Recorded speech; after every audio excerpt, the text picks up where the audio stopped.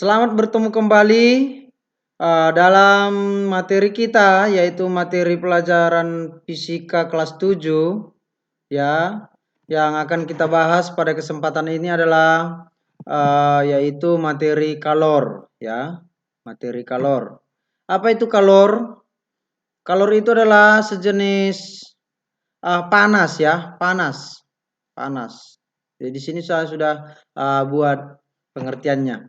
Kalor adalah salah satu bentuk energi yang dipindahkan dari benda yang suhunya lebih tinggi ke benda yang suhunya lebih rendah jika keduanya bersentuhan. Itu kalor.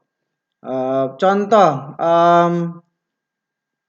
perpindahan kalor ini nanti ada beberapa jenis, ya. Ada itu konveksi, ya, ada radiasi, ya. Jadi ini yang akan kita bahas. Tapi sebelum kita masuk membahas perpindahan kalor, kita bahas dulu apa itu kalor dan satuannya apa, ya. Oke. Kalor itu satuannya adalah kalori. Ya, kalor. Jadi satu kalori adalah banyaknya kalori yang diperlukan untuk memanaskan 1 gram air sehingga suhunya naik menjadi 1 derajat Celcius, ya. Itu dia 1 kalori. Contoh, yang tadinya air contoh, ya, suhunya 15 derajat Celcius. Maka dipanaskan 1 gram air yang 15 derajat Celcius tadi sehingga suhunya naik 1 derajat Celcius. Berarti suhunya setelah dipanaskan menjadi berapa? 16 derajat Celcius. Itu dia 1 kalori, ya. Jadi sini 1 kilokalori itu sama dengan 1000 kalori, ya. Oke. Pengaruh kalor terhadap perubahan suhu dan perubahan wujud zat. Kalor dapat menyebabkan kenaikan suhu. Ini sudah pasti, ya, karena kalor itu adalah panas. Sudah pasti ketika kita berikan panas, maka suhu dari suatu benda itu akan naik. Oke, massa zat. Semakin banyak massa zat suatu benda, maka semakin besar kalori yang dibutuhkan untuk menaikkan suhunya. Contoh, ketika kita memanaskan air 1 gram, ya, baru kita panaskan lagi air 1 kilogram. Kira-kira mana yang lebih banyak menyerap kalor, yang 1 gram atau 1 kilogram? Udah pasti yang lebih banyak menyerap itu adalah 1 kilogram, ya. Jadi sama halnya ketika kamu memasak air panas, ya. Ketika kamu memasak air panas, ya, jadi dalam keadaan buru-buru, maka kamu akan buat nanti airnya sedikit supaya lebih cepat panas, ya. Itu dia konsepnya. Oke. Kalori yang dibutuhkan untuk menaikkan suhu suatu zat sebanding dengan massa. Artinya, semakin besar suhu yang dinaikkan, maka massa benda juga akan semakin besar, ya. Ya, artinya sebanding, ya, sama. Jadi ketika suhunya semakin banyak, maka massanya pun akan semakin banyak. Itu dia kalau massa zat. Kita masuk ke kalor jenis. Kalor jenis merupakan banyaknya kalori yang diperlukan oleh satu zat untuk menaikkan suhu 1 kilogram sebesar 1 derajat Celcius, ya. Yang tadi hanya 1 gram, ya. Ini untuk 1 kilogram, ya. Kapasitas kalor yaitu banyaknya kalori yang diperlukan satu zat untuk menaikkan suhu zat itu 1 derajat, ya. Banyaknya kalori yang diperlukan.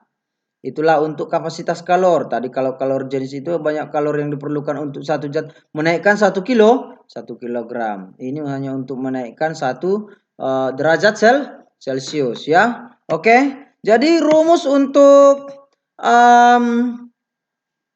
kalor jenis ya C sama dengan Q dibagi delta T ya. C ini adalah kalor jenis dan Q di sini adalah kalor yang digunakan dan delta T itu adalah perubahan suhu ya. Perubahan suhu atau T2 dikurang T1 ya. Oke. Pengaruh kalor terhadap perubahan suhu dan perubahan wujud zat. Iya, ini. Kalor dapat menyebabkan perubahan wujud zat. Tadi kalor dapat menyebabkan kenaikan. Ini menyebabkan perubahan.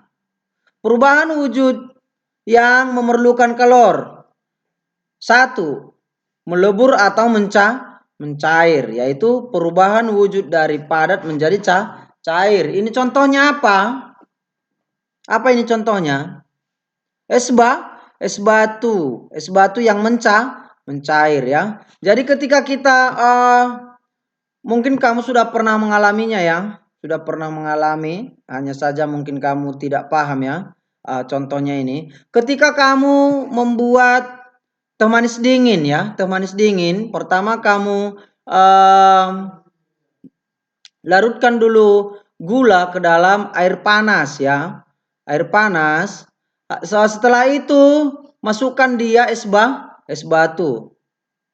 Maka es batu tadi akan cepat mencair ya. Jadi ketika wujud zat padat itu ingin mencair, maka diberikan panas ya atau kalor ya. Kemudian menguap, yaitu perubahan wujud dari wujud cair menjadi gas, wujud cair menjadi gas. Jadi ini ketika kamu mendidihkan air ya, mendidihkan air, maka air itu setelah mendidih akan menjadi uap. Itu contohnya. Kemudian menyublin, perubahan wujud dari wujud padat menjadi gas ya, wujud padat menjadi gas. Apa ini contohnya? Apa ini contohnya? Kapur barus ya. Kapur barus. Dari padat menjadi gas ya. Oke ya. Itulah beberapa contoh dari perubahan wujud yang memerlukan kalor. Kemudian perubahan wujud yang melepaskan kalor.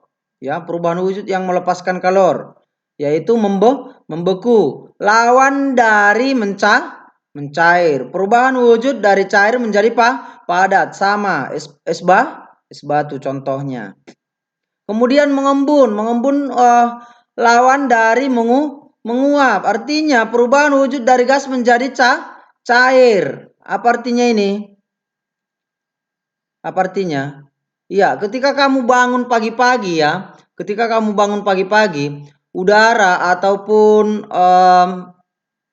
jentik-jentik air, bintik-bintik air yang ada dalam udara itu menjadi air, mencair. Itu yang kita temukan pada daun-daun ketika pagi hari ya. Oke, kemudian yang ketiga adalah deposisi, perubahan wujud gas menjadi padat. Ya. Ini namanya mengkristal ataupun deposisi ya. Oke. Demikianlah dulu untuk materi kita pada hari ini ya. Semoga apa yang sudah saya sampaikan dalam video ini dapat kamu pahami ya. Tugas kamu adalah silahkan dicatat ya. Materi yang sudah saya sampaikan dalam video ini ya. Tulis di buku catatan kamu dan hasilnya kirim ke WA pribadi saya. Itulah sebagai tugas kamu. Oke, sekian dan terima kasih.